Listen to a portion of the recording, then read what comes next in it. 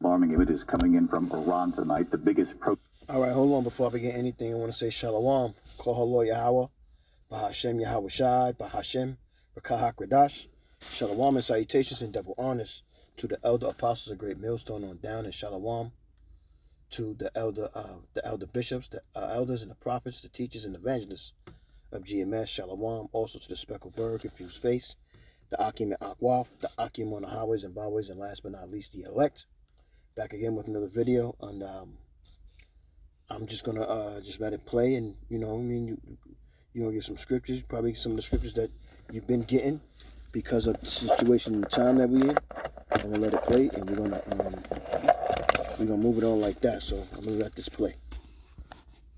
Alarming images coming in from Iran tonight. The biggest protests there in decades. Cars and government buildings set on fire.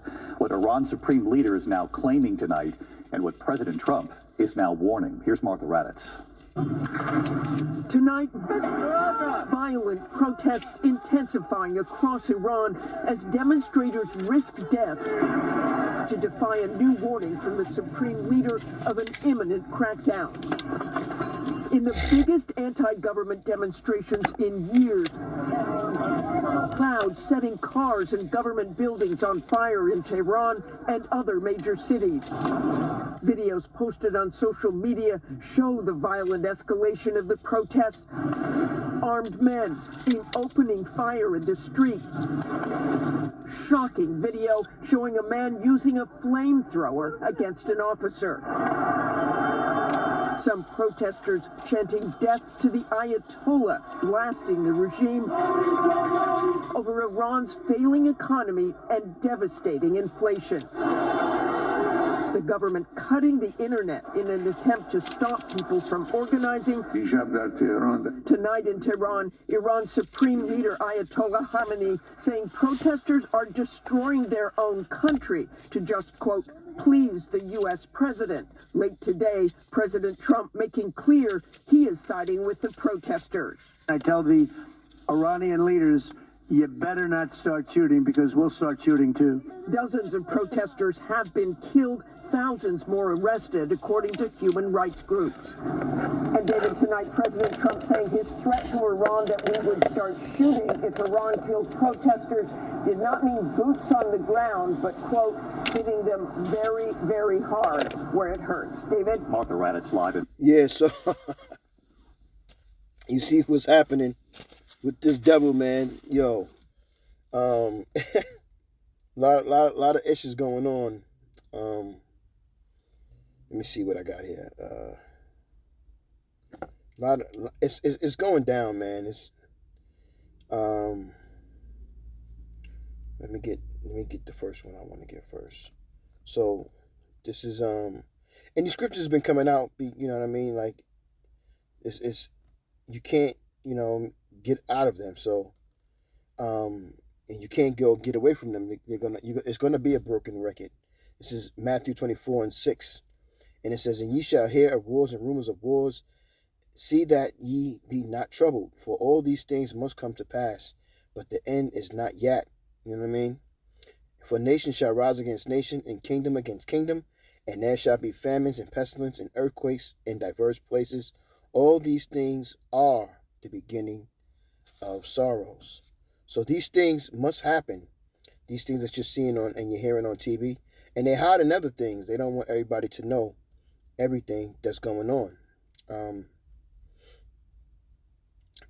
This is 2nd Esdras 15:15. For the sword and their destruction draweth nigh, and one people shall stand up and fight against another, and swords in their hands. For there shall be sedition among men, and invading one another. They shall not regard their kings nor princes, and the course of their actions shall stand in their power. So this is what is happening. These scriptures are coming alive. Let's get another video. Washington, thank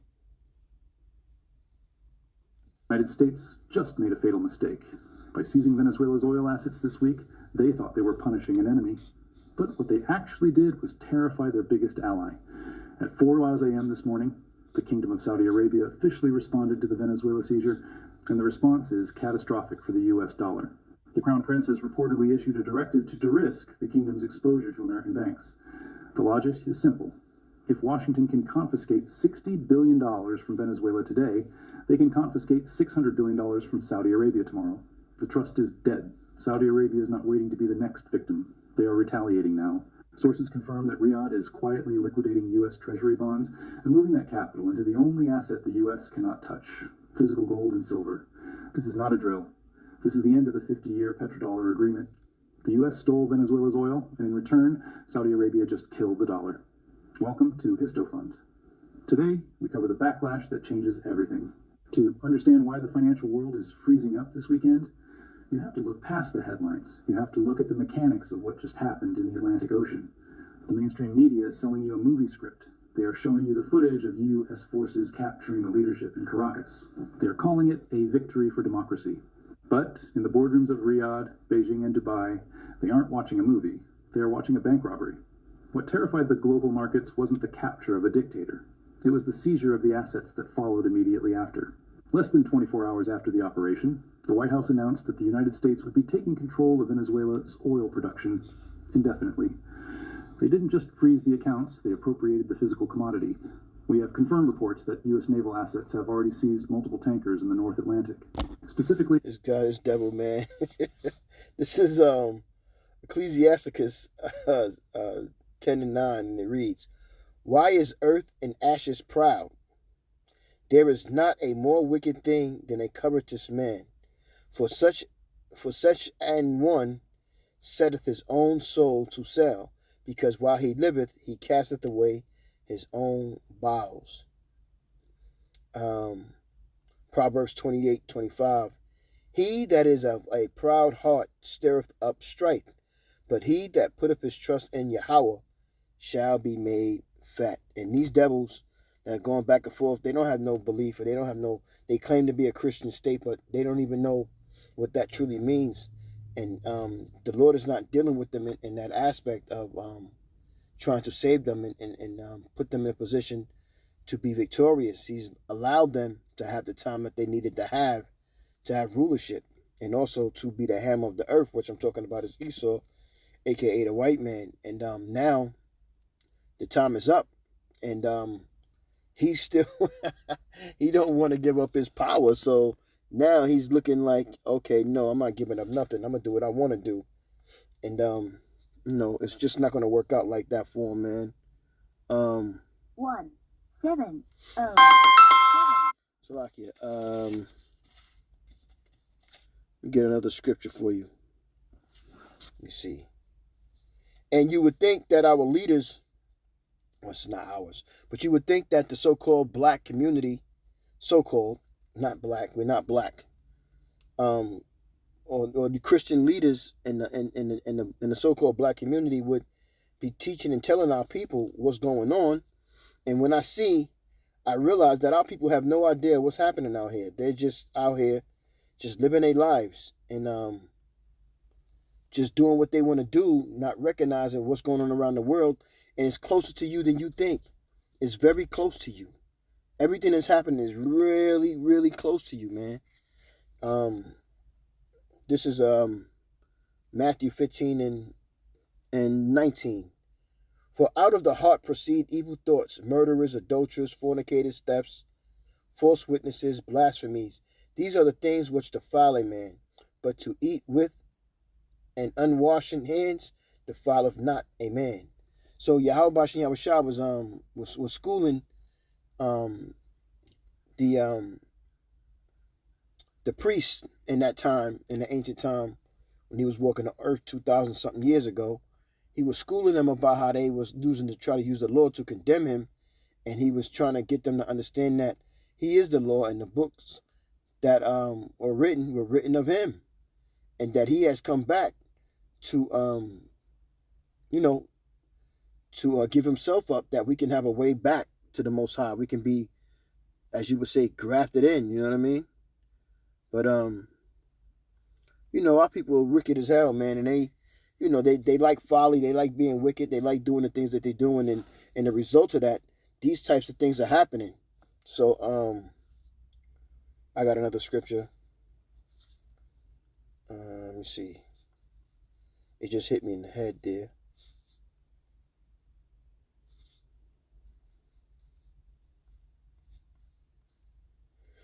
me see if it'll pull up for me. If not, then I gotta go deep other color.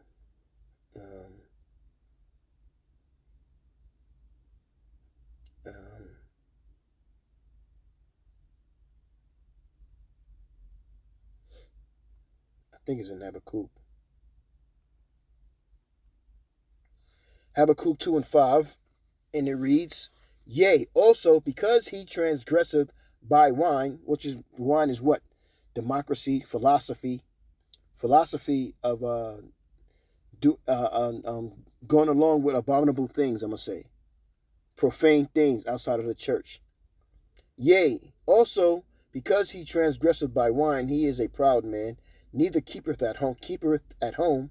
He enlarges his desire as hell, and as death, and he cannot be satisfied, but gathereth unto him all nations, and heapeth unto him all people. So he must control. He has a control complex.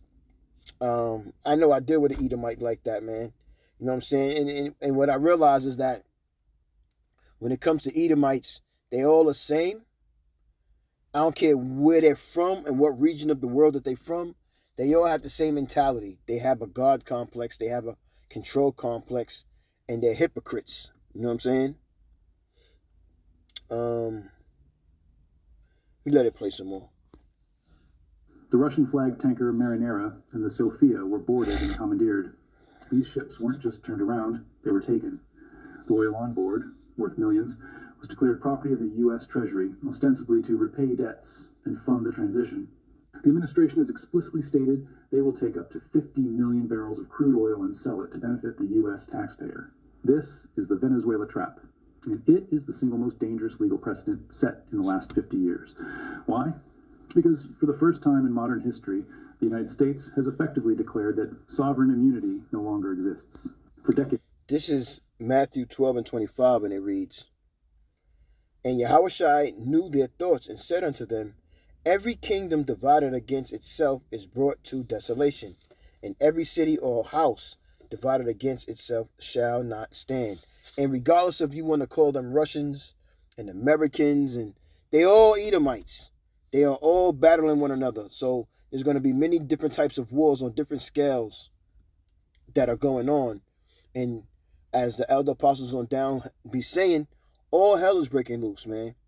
And, you know, call Lord Yahweh Ba'Shem Yahweh Shai for that. Barakatah Yahweh, Barakatah Yahweh Shai. Because he said, what he said in the scriptures is coming to pass. A lot of people are becoming scared. And a lot of people are also proud. You know what I mean?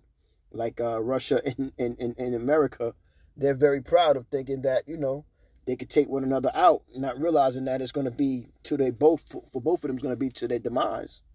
The Most High is against both countries. You know what I mean?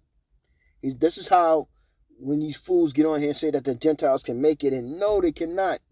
Gentiles cannot make it, and Gentiles would not be able to be in a position of prospering, and the time is coming. They're going into slavery. Look what they're doing to each other right here. Listen to a little bit more. There was an unwritten rule in global finance. You can sanction a country, you can freeze their bank accounts, but you cannot simply take their physical resources and sell them for your own profit. That was the line between sanctions and piracy. This week, Washington erased that line. Now, put yourself in the shoes of Mohammed bin Salman, the crown prince of Saudi Arabia. You are sitting in Riyadh, you are watching the news, and you see the U.S. government declare that it is seizing 50 million barrels of sovereign oil to pay for administrative costs. You look at your own balance sheet. Saudi Arabia currently holds billions of dollars in United States Treasury bonds. You have massive investments in the U.S. stock market and real estate. Until yesterday, you viewed those investments as your safety net. You thought that money was safe because the United States respects property rights. But after the Venezuela seizure, those assets don't look like a safety net anymore. They look like hostages. The message Washington sent to Riyadh was unintentional, but it was crystal clear. We don't need to buy your oil anymore. If we get desperate enough, we can just take it. And if you hold your wealth... It's that, super proud, man. Super proud, man.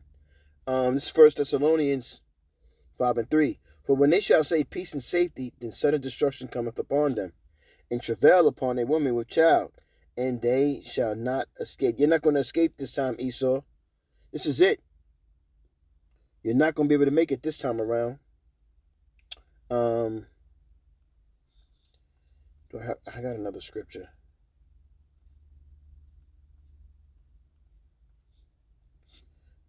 And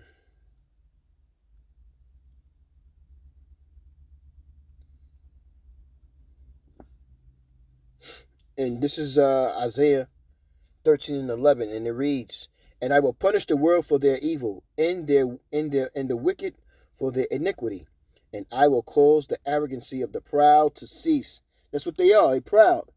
You know, Nero's super proud, man. When I listen to him talk, man, he's just so calm and settled, and he be talking greasy. So yeah, if you start shooting, we're gonna start shooting as well. So so he don't really what do you say? I don't want to hurt people. I don't want to hurt people. So he's just very, very arrogant about how he is and what he can do with the power that he has.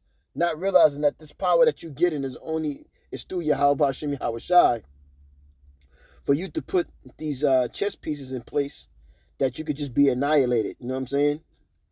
That's it, man. Currency, we can seize that too. This is why the reaction from Saudi Arabia has been so swift and so silent.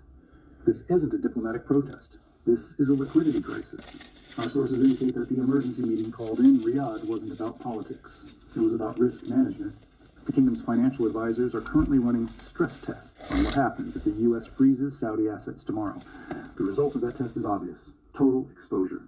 Saudi Arabia realizes they are trapped. They sold their oil for dollars for 50 years. They took those dollars and lent them back to the U.S. government by buying treasuries. They essentially pay the U.S. to consume their oil. Now, they see the U.S. seizing tankers like the Marinera and erasing sovereign debt with military force. The risk premium of holding the U.S. dollar just went from 0% to 100% overnight. This is why we are seeing the derisking begin immediately. Saudi Arabia cannot declare war on the U.S. They cannot fire missiles, but they can fire the dollar. They know that if they try to sell all their treasuries at once, they will crash the market and destroy their own wealth. So they are doing something smarter. They are executing a shadow exit. They are stopping new purchases. They are letting old bonds mature and not rolling them over. And most importantly, they are redirecting all new oil revenue away from the New York banking system. The United States. So with that, man, everybody's turning against this devil, man. I got one more scripture. And these scriptures should be common now because, the same things, the same scriptures should be coming out now because he has put himself in a position that everybody is looking at him like, who do you think you are? And they scared, but at the same time, Yahweh Shah is putting into the spirit to make these people fight. What the hell is up with me?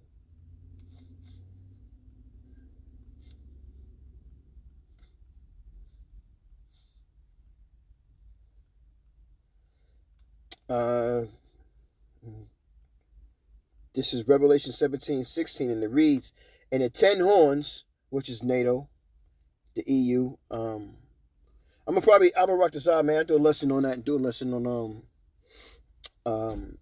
Daniel as well. Daniel, I believe chapter 7.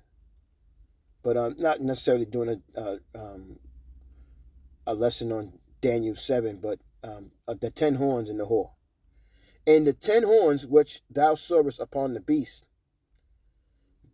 these shall hate the whore, and shall make her desolate and naked, and shall eat her flesh, and burn her with fire." That burn her with fire is they're going to shoot nuclear. They're all going to shoot nuclear missiles at this place because Babylon is just way out of control, man.